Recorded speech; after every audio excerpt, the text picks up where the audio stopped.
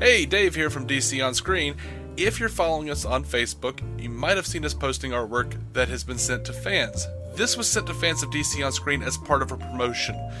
How can you get your own artwork? Simply go over to iTunes or Stitcher and leave us good ratings or reviews. Or, bad ones if you just gotta be a dick.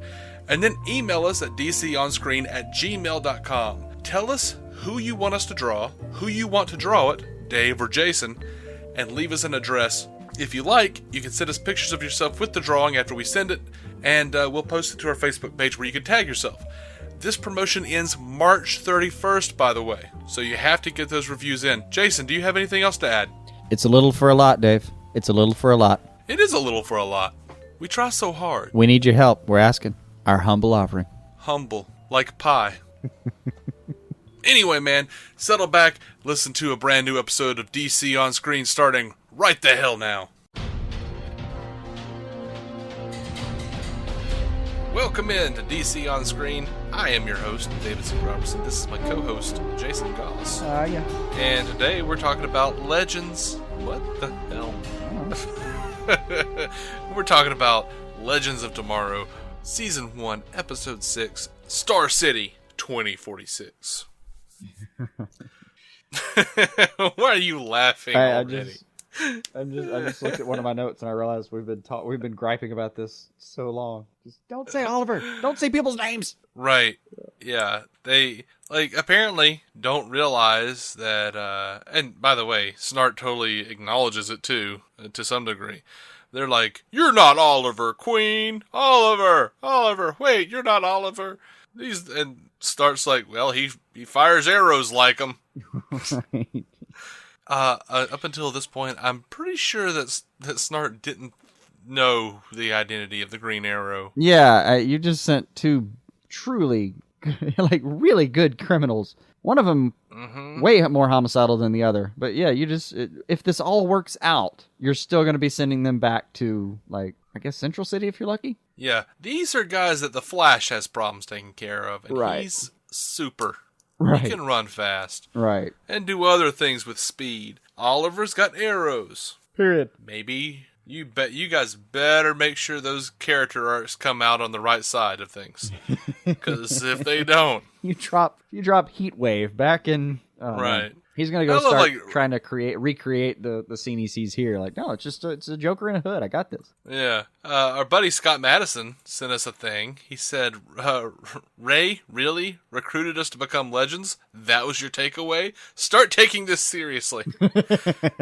What's funny is I blasted Ray in my notes for a different thing completely. I was like, "You can't take a wild." I said, "Really, Ray?" Yeah. You can't take a wild guess why it says Smoke instead of Palmer? Yeah. And then I wrote "pay attention" instead of start taking this seriously. Take a stab, dude. I don't know anyone named Smoke. Oh. Yeah. And as optimistic as he is, he was looking at it going, "That's so neat that she used him on his own when she started her own company." Yeah. Because that's how he processes things. Through 14 different filters of sunshine before it finally hits a bad thing happened. Meanwhile, over on the Wave Rider, we have Jack saying, "An engine's still an engine." No, Jax. No, sir. That's not how it works. It is not. That is not how it works. Windmills. I mean, my brother-in-law's a plane mechanic. He doesn't know anything about changing the oil in his own car. Right. That's not how that works. No. Well, I've been reading the manual. Okay. It should look like a bunch of fucking gobbledygook to you. Yeah. Until it gets to the part where it says pistons, you're not, that shouldn't be helping you. And, whatever. Apparently he's going to have a wonderful engineering acumen, because that's, whatever. Okay, sure. But, hey, we don't have that long to really study on how stupid any of that is. No. Because the show focuses us and our attention on the fact that Gray is a major cock block. Yeah. So. Yeah, and as soon as he walks into that room, I thought, I know what this scene's going to do. Fuck. Yeah. And cue Jax being overly dramatic and angry.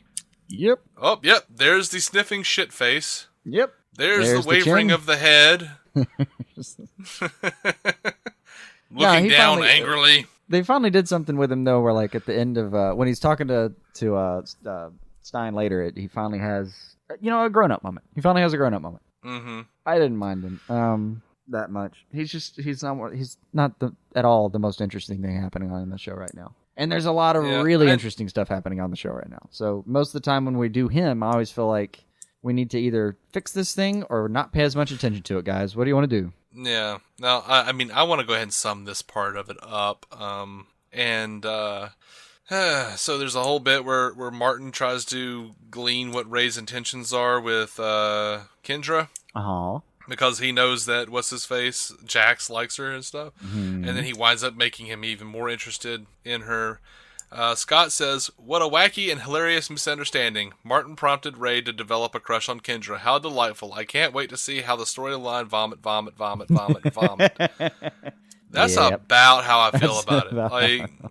Like, it ends up being completely useless. Like they unless the writers just felt like they needed to mention the fact that there are men and women on a ship together, and that maybe someone will start trying to hook up with somebody. Like, did we just need to put that? You needed to pull that out so you could show me and put it back in the case or something. What did you accomplish? Right. Other than making Ray a giant fucking dick at the end of the episode. By the way, she would have chosen me. Mm-hmm. Fucking cock. Yeah. Yeah. Or as I wrote down in my notes, that's not friendship. Thank you, Cisco. Yeah, I kind of felt like both of them were dicks. I'm like, hey, guys, she just lost the man that she loves. Right. Why are you trying to stick her already? Right. Stop trying to stick her. Dude, let the body get cold. Damn it, guys.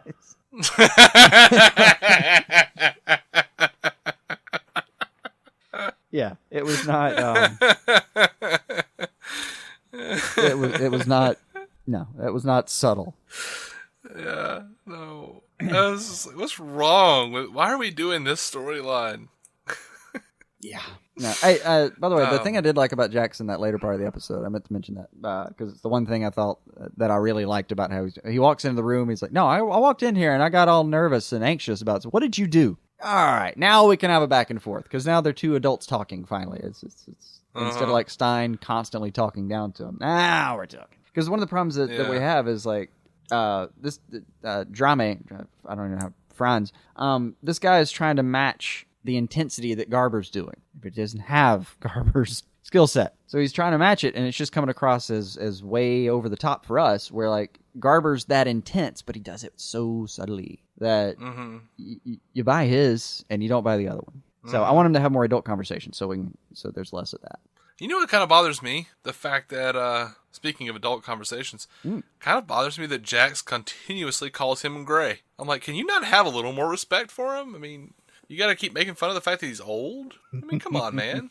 And it's a thing, it's like a trope in TV where the young guys, like, especially like the young, quote, urban guy, right, has to call, whoever the old person is, something like, what's up, Hobbles, or something. It's always got to be a nickname.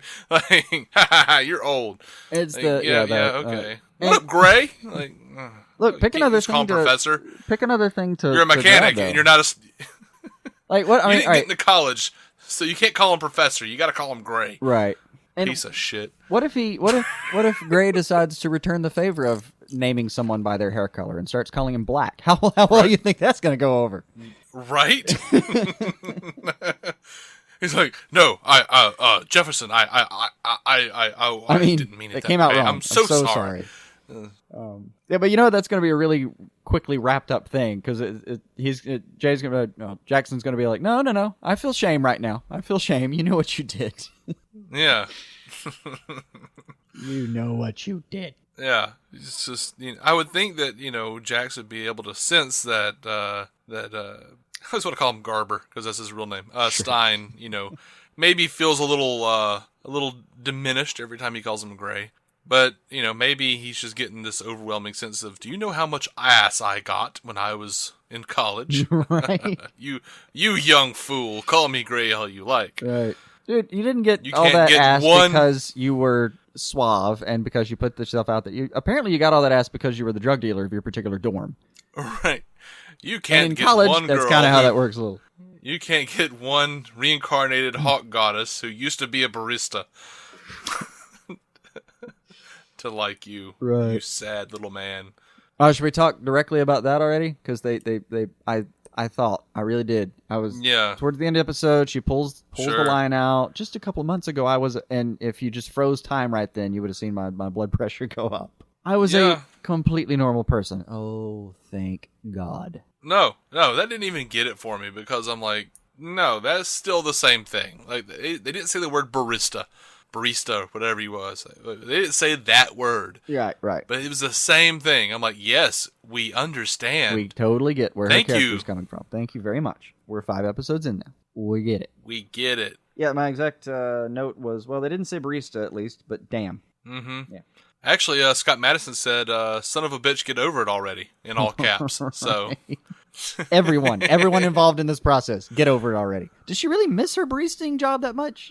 Just really like you are traveling through time. Surely they have like a coffee maker somewhere on the Wave Rider that she can go operate if she really just misses that job that badly. Yeah, sure. I mean, do it. I doubt a Keurig version like 45.0 or whatever the hell they're on. If that's the only arc and the only point they can get out of her character, they can like, man, you're getting blood out of a stone, man. Trying to just kill her. If we have to keep hearing about how she was a barista, just kill her. Go join Cartoon I'm done. Now. Yeah, I agree. She really makes me miss the hot girl we had in Justice League, who was just a badass. Like, Justice League and Justice League Unlimited, like, Kendra was awesome. Yes, she was. Yes, great character. This character, I don't know what the hell they're doing with her. No. Like, stop whining about making coffee, man. Stop. No, and I'm sorry, she's one of the more vicious people. She's one of the Hawks, man. And, don't get me wrong, like, I like the glimpses of it we see every now and then when she goes all apeshit on some people, but come on, man. And when they're doing that, it's all fiery, demon-eyed, I can't control the bloodlust, blah, blah, blah, Sarah crap. And then she goes straight from I can't control all the bloodlust to just, we're literally, she's just sitting there so you can have a ridiculous, unnecessary, romantic little love triangle misunderstanding situation. Absolutely. Surely there's something you can actually develop out of her. But oh well. Yeah. Parts that I liked a lot more, by the way. Should we do that one instead? Yeah. I will say this is somehow my favorite and least favorite episode of the season so far. Yeah, in particular, and I know I told you this earlier, but this was the show I was promised. This episode was the show I was promised. Traveling through time, getting to see versions of things that I'd love to see. Like, come on, I mean. Now the promo for next week, that's the show I'm more interested in. I haven't seen the actual promo for it. It looks good. I'll throw that on in the background and let myself be curious. But I did read the description of it, and yeah, it's the only thing I could think of that would be cooler than space pirates is time pirates. Mm-hmm. Yay! So while I enjoy Snart and Mick like every episode without fail, this like. I don't understand why Snart didn't just go to Mick and be like, hey, so even if we do stay, they'll go back and they'll change it and we'll cease to exist. He could totally. I thought Snart was smarter. Yeah, I mean, I would think. I did. I kept thinking he was going to pull that card on him. Just, dude, you can't stay here. If you'll just go away. There's not going to be another version of you somewhere. You'll just go away. But yeah, I'm not sure that would convince somebody like Mick. He would think, I'll go away, but until then, I'll rule this entire town. Awesome. Yeah, maybe. But, it would be worth a shot before he showed him his hand and that he's willing to, betray him. Well, I don't feel like that was showing him his hand at all, just for their relationship. I mean, he mentions, I've had to do this before. Mm-hmm. I did, he just drops his ass with a wrench. Sleep tight, buddy. Mm-hmm. That was wonderful. Just plain wonderful. You lay hands on me again. How's he put it? You put your hands on, or you lay your hands on me one more time, and you can burn with it. 'Cause, oh man, their conversation in there, something like that. Just Mick telling him or calling him out really on, you're not doing this for the score anymore. You're doing this for all the, and then Snart actually describing the whole. Yeah, we killed Vandal Savage. We're the 2 baddest motherfuckers in the history of all things. But yeah, where it wraps up with Mick just saying, you know what I want. Yeah, to watch the world. Is it to see the world burn or whatever? To watch the world burn. Yeah, I felt like him saying if we take down Vandal Savage, we're the baddest there ever was or whatever. And I felt like that was Snart lying. That's not why he's doing this. He actually cares. He actually cares now. That's what's happening, really. And it looked like I felt like that was a sad thing. Like that was a sad excuse or whatever. On the promo for the next attempt. one, it kind of looks like we're getting that schism between those two. Because, yeah, it was a... Mm-hmm. He's lied to him before, and I'm sure he's hit him before. I'm sure they've thrown a few punches each other's way. But that one did. It's not that... the breach of trust wasn't that he hit him, that he knocked him out, even that he put him in a little holding cell for a couple minutes. That wasn't the breach of trust. The breach of trust is that Mick thought that was coming from a place he could understand before. Because, yeah, he might lie to him sometimes, but it's to get the job done. It's to keep him out of jail and all that. Now, the trust has been breached because he's starting to see the cracks in his coldness. Yeah. Which is different. And it looks like in the next episode, they're going to keep focusing on it a little bit. If you did, I mean, I had that promo on in the background just now. Yeah. Man. I dig it. Like I was really excited about Cold and Mick coming to blows or coming to terms with their discrepancies of opinion. I guess I don't know. I was excited about that. I was excited that Snart mentioned the Black Hawk armored car job because the Black Hawks are from that's some old school comic book shit. That was just one for the fans right there. That was one for me. Oh, and something that I think you had a problem with this scene, but early on when everyone gets like in this episode, the moment where everyone loses focus and does their own thing instead of the fucking mission. Mm-hmm. Yeah, when they're out there talking, and Heatwave's line was what? Like it looks like World War III out there, and then he just kind of, it's beautiful. Mm-hmm. He's so happy with it. But I think you had a problem with how he took over that gang, and I'm good with it. Oh, I didn't completely. I didn't really care. Scott Madison cared though. Yeah. My argument is this, Scott. The dude, like, they're not going to actually shoot anybody for a second because their supposed leader is handling the situation. By the way, apparently Cold does not give one fuck if you punch him. Whatever. Yeah, no, he doesn't care. I thought it was funny. Just, on second thought, and shoots the guy with the big heat gun. I can buy that actually scaring the rest of the gang so much because they're impressed with the technology. Yeah. I mean, I did love. Where'd you get that? eBay. Yeah, it's the apocalypse essentially. Like the city's in ruins. To be fair, Scott says this. He says, once again, the decision-making processes of Leonard and Mick leave me baffled. Surrounded by guys with guns, let's broil their leader like a Burger King hamburger and expect to not be shot. Then let's totally abandon the robbery we were going to commit instead of the mission we were supposed to do before that in favor of joining this newly leaderless gang. All this after Sarah just ran out of the bus, and I feel compelled to say that literally no one on this timeship knows how to follow one instruction. Right. Yeah, you're right about that. Like, I am sick of that. Like, but they don't respect Rip Hunter because he lied to them and they found out. Like, well, and he grabbed a bunch of people that have no team bond anyway. I mean, there's just no. Yeah. That was going to be part of this series, and we knew that, and I was excited about it even because I'm good with that. Like, you can't just if everyone had just been on board from day one, like, no, and even Carter dying, no, it's still not enough. Especially for cold and heat. Icy hot over here. Like it's still not going to be enough. Yeah, sounds good with that. And I'm okay with Mick taking over a gang by just like knocking out their leader. That's actually kind of how it works sometimes. I mean, if in nature, for instance, if you take out the big lion, it's your pride now. Period. Yeah. Also, the lions can't shoot you, so I get that. I kind of laughed when he was like on second thought and he just like caught him on fire. Yeah, it was fine. He just shot fire at him. I mean, it was it was at least a good laugh. But I'll take all of it. Even if I didn't like that scene, I'll take all of that for Mick saying, like, I don't know what you want to leave for. I got a fur coat. I got a chalice. I was surprised that he knew the word chalice. I was too, except, and my thinking was like, no, he would know the word chalice. It's in the canon of things that are jewels. Yeah, he would know what a chalice is. Yeah. He's probably looked for one before. I would assume he would call it a pretty cup or something. Right. See, that would have been fine too. Got a fur coat. Got a pretty cup. Oh, man. That was good. Yeah. So, can I just, I'll just throw this out there. Grant Wilson is a tool, and I don't care for him. He did look like Manu Bennett, though. He looked like he looked like Manu Bennett took a dump. Right. Right. And then the dump stood up and decided, I'm Deathstroke. No, the problem it has, the problem with the Deathstroke, the use of Deathstroke in this episode, at all, was it wasn't interesting enough. There's plenty more people you could have pulled in and gotten us another character. Yeah, absolutely. And I don't remember. I mean, like, you don't see him fight until the end of the episode. I have no idea why I'm afraid of this guy. I just don't care. I keep thinking that even when it's just a one-on-one, you keep thinking, come on, somebody take this dude out. Yeah. Scott said that he said the deepest of cuts would have been to make this leather-wearing street gang a new version of the 90s Flash pilot episode Gang, the Dark Riders. Yeah, for all, like... Yeah. For the three of us that would have caught that would have been great. Yeah.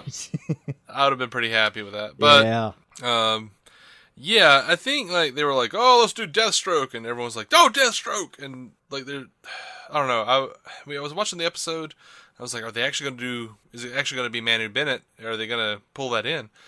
And they somehow do it, and then I'm hearing the voice, and I'm going, "That's not him."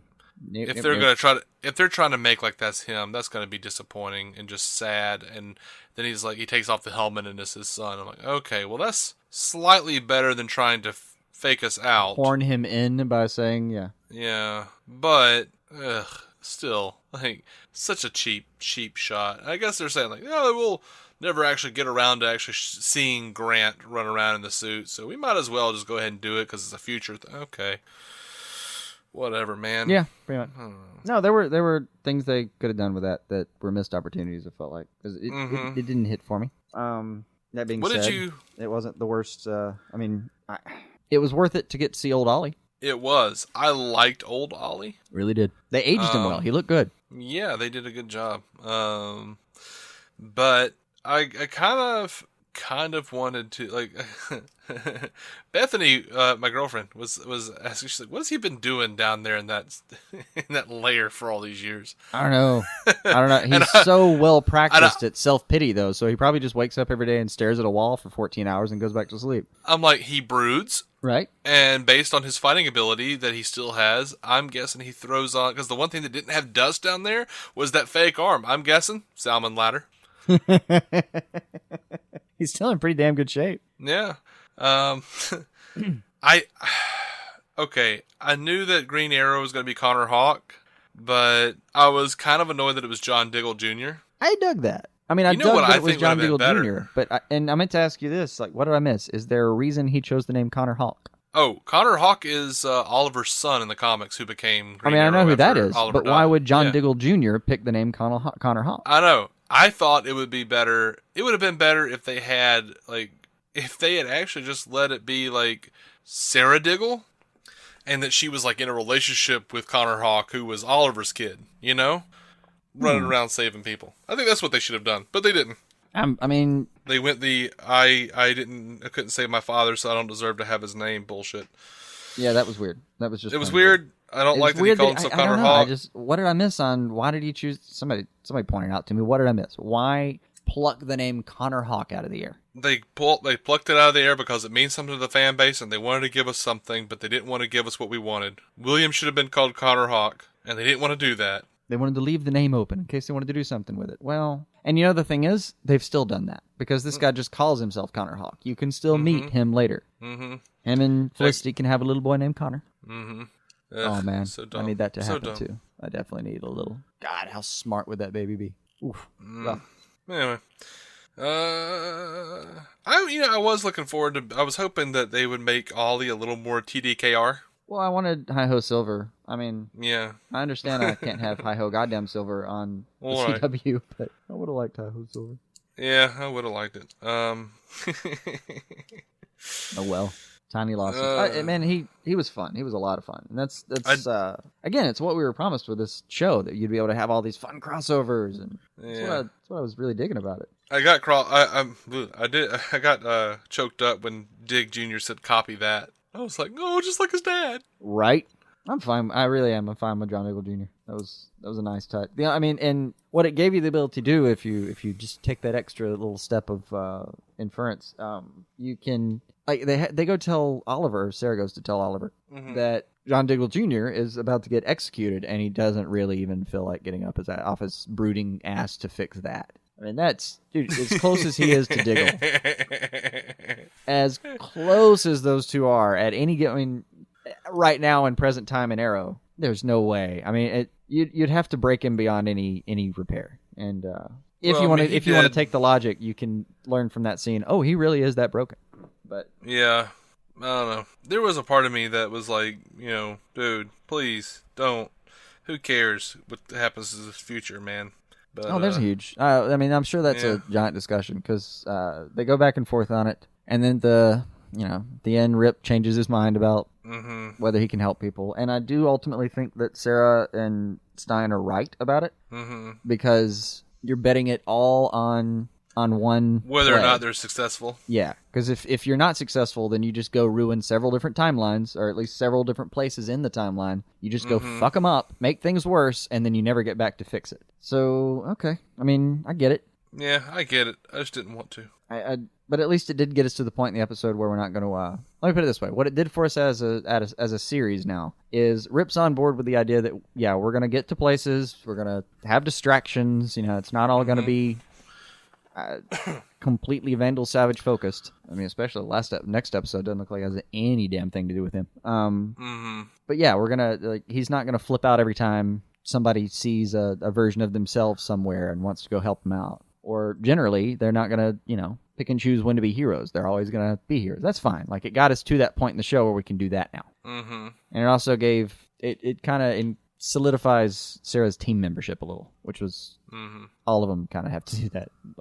Well, not all of them, but she was one of the people that was having troubles with it. Yeah. So I'm kind of ready for people to start dying. I think it's time for the next one to drop. Yeah.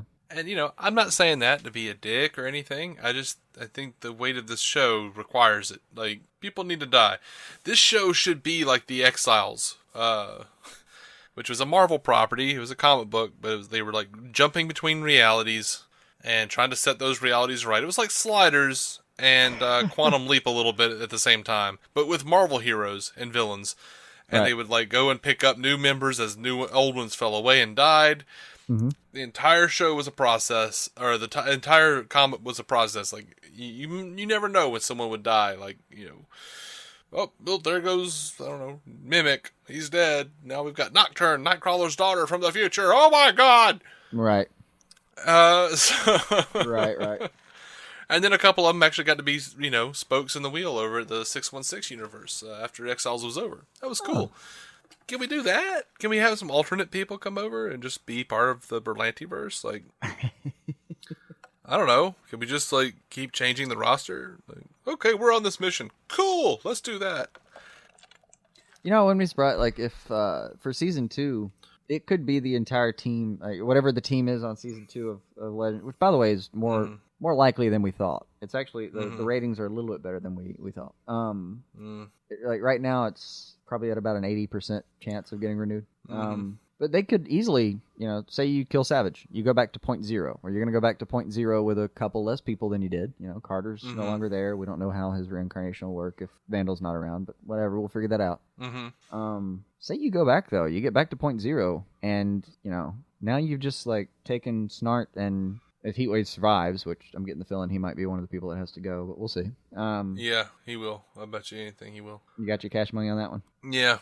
I don't think it'll be Snart at least. But no, if Snart goes back, imagine we get all the way back there and you fix the Vandal problem. But, now when Rip goes back to his timeline and looks at the future, he realizes that, oh no, we created another monster. Now Snart has way more knowledge than he was ever supposed to have. A bunch of trinkets from the future, and kind of went back to being a villain after the whole thing was over. No, what they should do is they should have Legends of Tomorrow Season 2 should have the subtitle War World, and the bad guy should be Mongol. After they take out Savage, and it should be it should be to the point where it's just Ray. It's just Ray and Snart. Maybe Stein figured out a way to make it to where you only need one person to be Firestorm, and then he gets killed, and Jax gets killed, and they've got alternate reality Jason Rush as Firestorm, and Constantine's there, and maybe Luke Fox, Batwing. Batwing. Yeah. Yeah, throw some, like, I don't know, keep Sarah around, but give her a different costume, for God's sake. Rip Hunter. I don't know. No, actually, I meant to point this out. I don't know if I've seen her jacket before, but her costume makes a whole hell of a lot more sense with that jacket on. See, Bethany didn't like the jacket. She was like, "Oh my gosh!" She's like, "No, that terrible material is expanding." And I was like, "No." I don't know what but that importantly, weird latexy material is either, but I thought it looked better with the jacket. I really did. Now it doesn't explain her damn hair, but maybe the uniform itself is really greasy, and like when she puts that thing over the top of her head. Right. I like the jacket because I felt like it covered more of her body. Which, like, whatever. She's I guess a somewhat attractive female. I don't know. But the outfit on her body, actually seeing the contours of her body with that outfit, reminds me a lot of the Danny DeVito costume from Batman Returns. Like, I don't need to see every nook and cranny with that color scheme. That's weird. I just always assume, like, this is my favorite justification of all time for why women in comic books get skimpy outfits is, man, it's distracting as all hell. Mm-hmm. You go fight some guy, you can't stop looking at your boobs long enough to actually win the fight. Right. When she has that costume on, she looks like someone has taken a piece of fried fish from Captain D's and just peeled off the golden skin. Right. It's just weird and greasy and odd looking. Looks like walking freezer burn. Yeah, Bethany says she looks like walking bathroom mildew. Oh, that is that color, isn't it? I really am. I'm calling her Off-White Canary in my head all the time. I have notes Off-White Canary that are Off-White Canary. Mm-hmm. Yeah. Mm-hmm. But I dig the jacket. The jacket was an improvement. Yeah, like the jacket. That was okay. I personally liked it. But you know what they should do? Kill Sarah. Bring in Alex Kingston as her mother, who actually was Black Canary in a different timeline. See, that's what they could do. They could have these alternate futures, but start bringing on people. Like, me and Bethany both wanted them to bring Connor Hawke in. Like, just come with. Something that amazed me. They could have Impulse. They could have Green Arrow in the Flash without having Green Arrow in the Flash. Something I really wish they had done is, and Legends of Tomorrow can do it without it necessarily having to be anything that has to do with like the regular Flareverse. So you can kind of slip this one in and get out. But man, I wanted them to go to like 2050 Gotham and meet Terry McGinnis. So hard. Oh man, Joe, just shut up. It hurts. It hurts. It should. Or you know what would even be more fun? And I guess I am more like these writers. Fun, but take a shot. I think I'm more like these writers than I want to admit, because I'm like, no, let's not do Terry. That's obvious. Mm-hmm. How about we go to 2050 Gotham and meet Max? His sidekick. Yeah. And like, how are you so good at this? Let her be.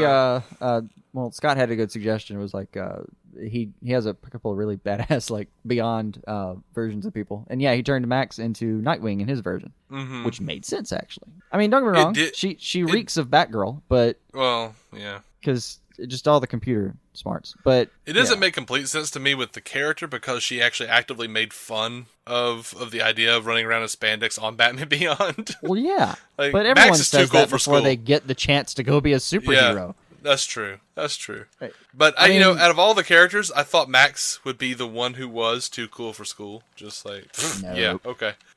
No one is. I'm sorry. You can make fun of it all you want, but when someone says, "Do you want to be the next Nightwing?" they don't finish the sentence before you're trying to slip a leg into that spandex, man. Yeah, you might be right. I know I'm right for me. In my reality, that's how that goes down. Oh my God, y'all are so silly. Blah, blah, blah. Yes, I will. You're like, that's so ridiculous. I would never. You're already wearing the suit. Oh, my God, I am. How did that happen? Your hands were moving very rapidly while you objected. All right, so I think we can agree this is more on the line of the direction the show needs to be going, though, right? I wasn't. Again, we're only on episode 5. I haven't had a problem with where the show was going so far. But now I feel like we're finally getting to the meat of where the show's going. Mm-hmm. I didn't feel like it was. Well, I haven't felt like it was pointless or without direction. It's not, it's not pulling a Supergirl at all to me. It's right. Just been getting its feet under it, and then this is finally some real flesh, some sink teeth into. Yeah. That's my take on it. I mean, 5 episodes. We're basically 2 movies worth in now. Time to get really good. Like, I know I'm a persnickety jerk, and I give Dollhouse is 5 episodes before it gets good. But most of the time I'm looking at these shows, I'm like, look, man, I mean, come on, 5 episodes, that should be enough to really get your shit together. Right. I don't know. Like, it's a lot of time for us to invest already in a show that we're just hoping is going to be good one day. It's pretty good. It's just, No, I'm on board. I really am. And this, I've had faith in it, and this is yeah. This is the episode that I felt like finally justified. Like, no, I told you it'd be good. Mm-hmm. Yeah, I hope it continues to get better than this though too. Something I didn't. By the way, a quick shout out to the writers on that. You pointed this out because you apparently, for whatever reason, chose to go watch Arrow's pilot again. But I didn't realize that they had a corner street of Adams and O'Neill until this episode. I'd never caught it. I never heard him say it. Yeah. But thank you, writers. That made me chuckle. And well, okay. The reason I decided to go back and watch the pilot is because sometimes I just like to do that. I understand. You go recalibrate. Where have we come from here? Exactly. Like, when I'm feeling like, and there were a couple of spots in this season of Arrow that I felt like I'm a little too down on the show. Let me see where we've come from. Because at certain points I started, it's been, 4 years. Have these cats grown at all? Gotta go back. Like, what's missing from the pilot? Because I loved the pilot after that first few minutes with the bad voiceover. Right. We liked season 1 a lot. Yeah. But I liked certain elements of season 1 a lot. The speed with which it moved, mostly. So kind of, go back, look at that, see, like, what was it, what am I glad is not there? Let's give the show credit we're due. Tommy Merlin, glad he's not there. Glad that's not still stretching out into, like, this isn't Smallville. They are not, Tommy Merlin isn't still wondering, who is the Green Arrow? Right. Oh, God. So, I got to get my optimism back up by going back and looking and going, okay. No, this is going somewhere. Yeah. Because you haven't had time. Really, I don't know if you can go back on episode 5 and pull that trick, but like season 3 or 4 was really where I started really enjoying Smallville. Mm-hmm. It's kind of weird to look at this because Arrow seems like it's been going for so much longer. It's kind of weird to go back and be like, you know what? Right now is when I should start enjoying it if we're going by Smallville standards. Yeah, actually, that's true. Yeah. So, the Flash is just killing it though. So, it's just weird how your opinions get skewed at a certain point. Like, a few years ago, I was so desperate for comic book shows, I went back and watched all of Smallville and actually wound up enjoying it around, after season 4, like, a lot. I enjoyed some stuff beforehand, but, but now it's like, I don't know, Arrow was pretty solid in the first season. And then second season, I didn't really care for as much, but Flash was killing it so hard the last couple. I don't know, man. It's just funny how the standards, rise and fall based on how much we actually have. Now we're oversaturated with comic book stuff, and I'm like, you better be good. That's all I'm saying. Yeah, it's getting way too easy to get spoiled these days. Yeah. Like I can't believe we get to complain about stuff like, I can't believe they didn't pull in Ted Kord for this. Blah blah blah blah. Come on, dude. Yeah. We got the Atom instead. Fuck yeah. Well, yeah, but I don't want to. I get that, and I am thankful. I'm happy and grateful that we have all these cool things. Same time, I don't want to get to the point where we're just like, we'll take anything because I'm like, no, we need to have good acting and good storytelling. I would like all those things. I really would. But I'm also aware of the fact that I'm too weak a creature to have the courage of that conviction. You're not that weak. I've seen you revile at the thought of watching Batman and Robin again. Oh, I know. That's different. That's a different level. But a show like this that's already started, I don't think I could. No. I mean, you can't just assume that it'll never get that bad again. Because it will. Yeah, if we let it, it will. Well, we can't do much about it except bitch and moan when things get bad. Well, yeah. Doing our part, as we call it. Doing our part. Not being part of the yay-sayers all the time for no reason other than to, I feel like it is somewhat up to us. This is our small part that we can contribute. Right.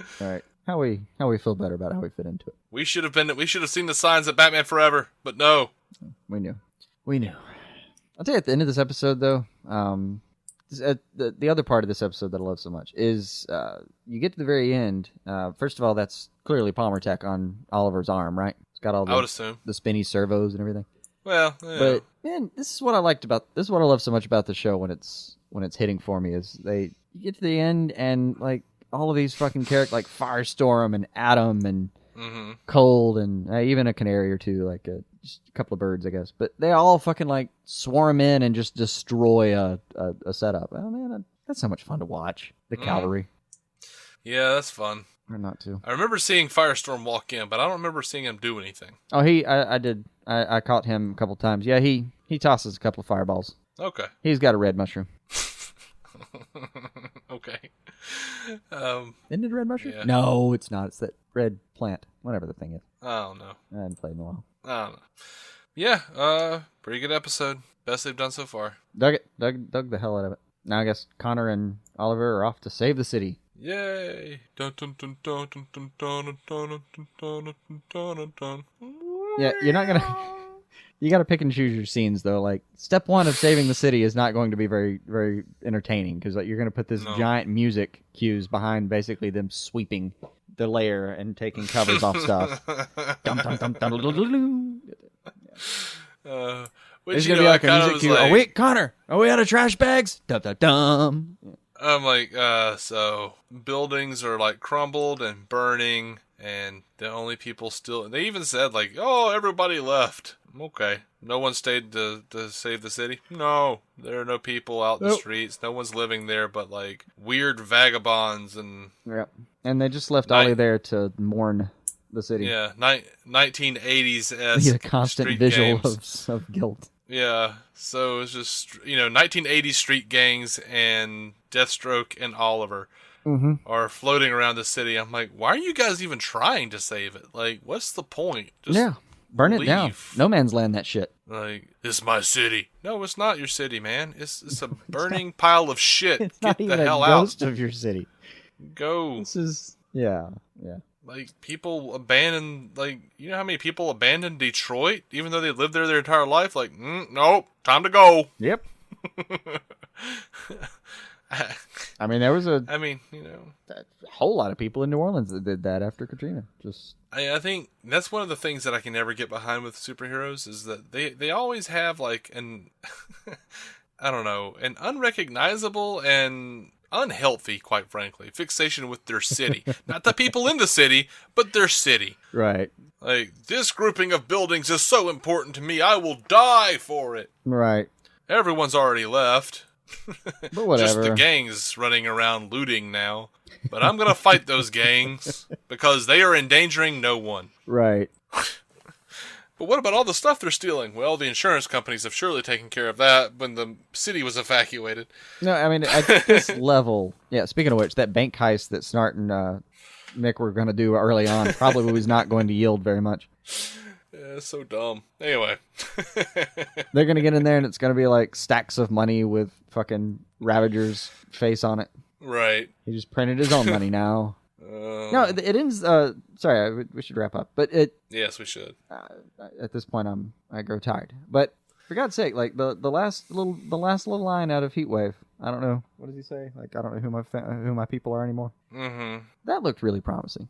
Yeah. I really half expected Ray to slap him on the shoulder and go, us. That would have been too far, though. Yeah. Would have been too much. Yeah, it would have. Well, I look forward to next week. Yep, it's going to stick around. Yeah. We'll have it for a few more weeks. You guys should look forward to it, to our show next week, because we're probably going to bitch more. I don't know. Or argue about whether or not it was good.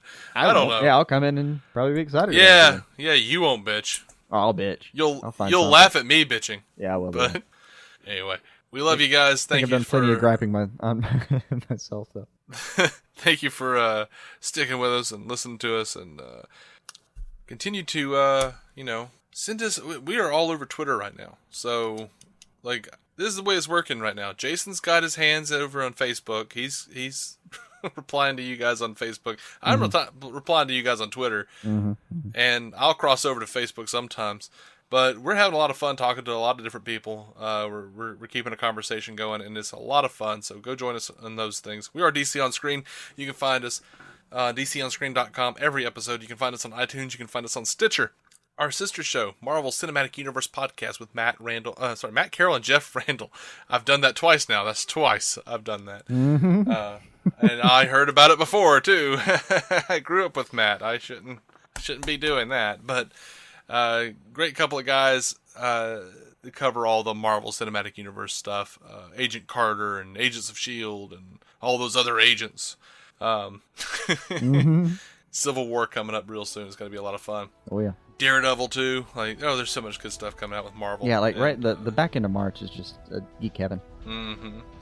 But we are members of the Giant Size Team Up Network, GiantSizeTeamUp.com. So much stuff to pimp at the end of this episode, of all of these episodes, but bear with us. And we'll be coming back on. We'll probably see you guys on Monday with a news episode. Already got a lot of news to talk about. So until then, keep some DC on your screen.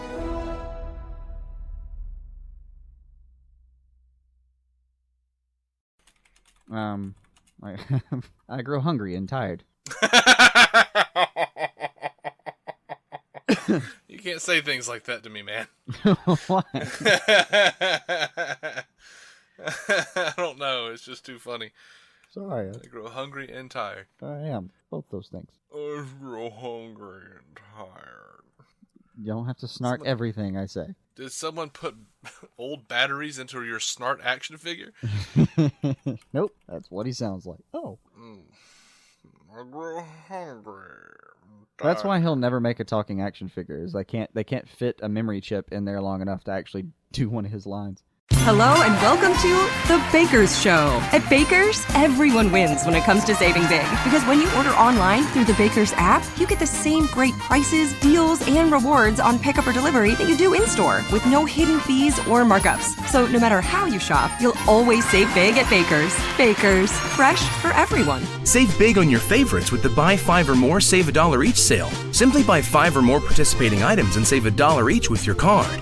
Baker's, fresh for everyone. Judy was boring. Hello. Then Judy discovered ChumbaCasino.com. It's my little escape. Now Judy's the life of the party. Oh, baby, mama's bringing home the bacon. Whoa, take it easy, Judy. The Chumba life is for everybody. So go to ChumbaCasino.com and play over 100 casino-style games. Join today and play for free for your chance to redeem some serious prizes. ChumbaCasino.com. No purchase necessary. Void where prohibited by law. 18+ terms and conditions apply. See website for details.